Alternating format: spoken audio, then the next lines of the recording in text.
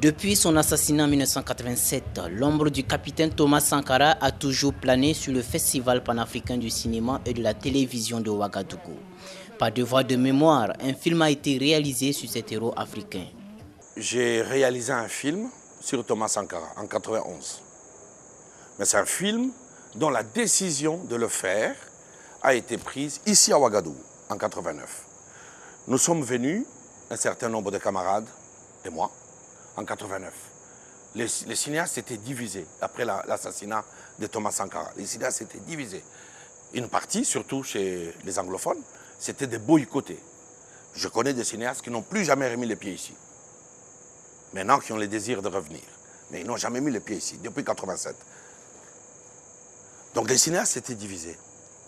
Un certain nombre de camarades, entre les anglophones, moi je vivais beaucoup aux États-Unis et en Angleterre, et bien que je sois basé à Paris, on a décidé de venir.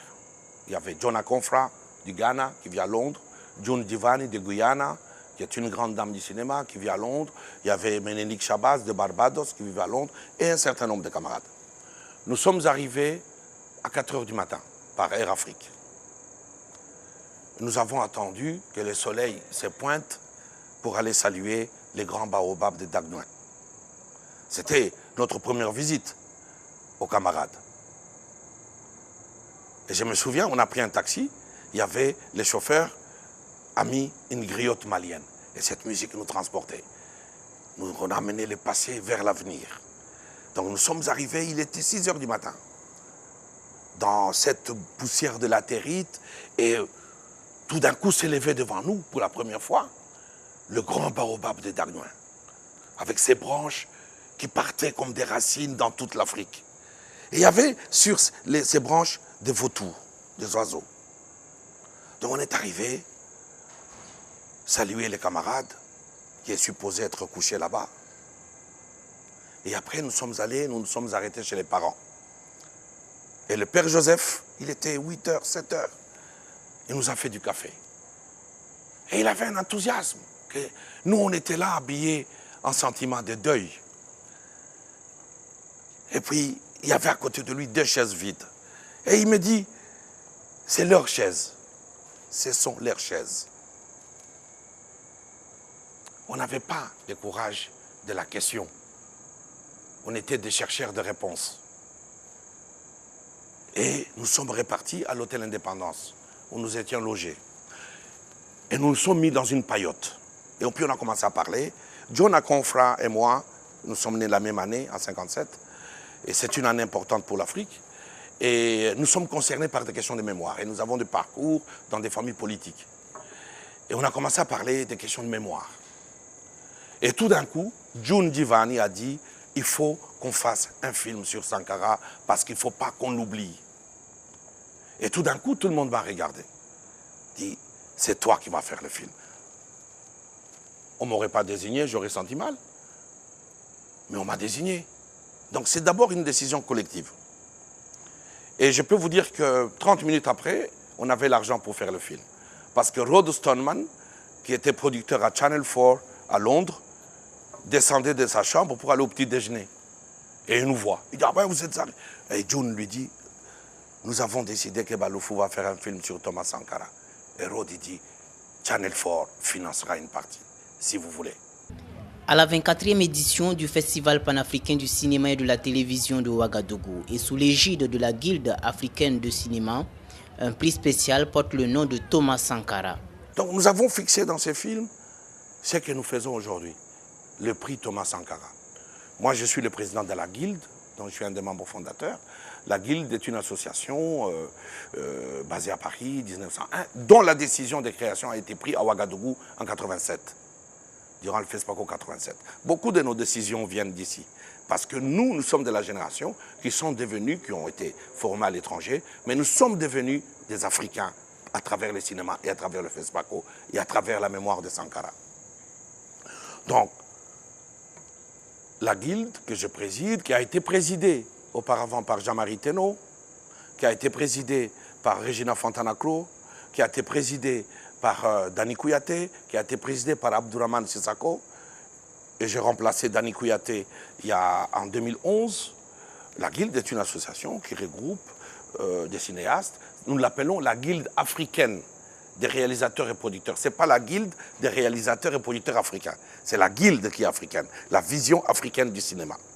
Mais tout le monde peut être membre de la guilde du moment où le cinéaste qui vient avec nous se reconnaît dans la vision que nous avons des imaginaires africains.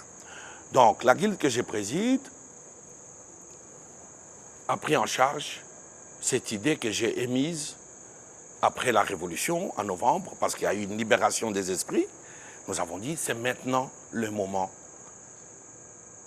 de donner à la jeunesse africaine ce qu'est Sankara.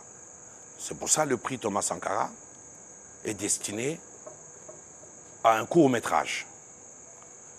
Nous donnons le prix l'année où il y a le FESPACO, et l'année où il n'y a pas le FESPACO, moi j'invite pour un gala à Kinshasa, et nous allons l'offrir à une œuvre, à un homme, à une femme de moins de 35 ans, qui aurait fait soit une œuvre, soit une action que nous considérons sankariste, intègre, et dont dans l'imaginaire transporte une image positive de l'Afrique et de l'espérance.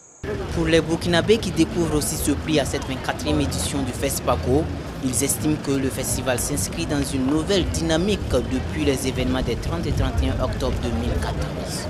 Le prix spécial Thomas Sankara, il a fallu qu'il y ait des événements qui se sont passés, qu'on connaît tous, pour qu'on puisse avoir cette chance et cette liberté de pouvoir parler du prix Thomas Sankara. Donc, d'abord, Thomas Sankara, c'est quelqu'un qui est panafricaniste.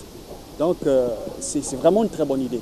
Ça nous honore, nous, en tant que Burkinabés, et ça honore aussi l'Afrique.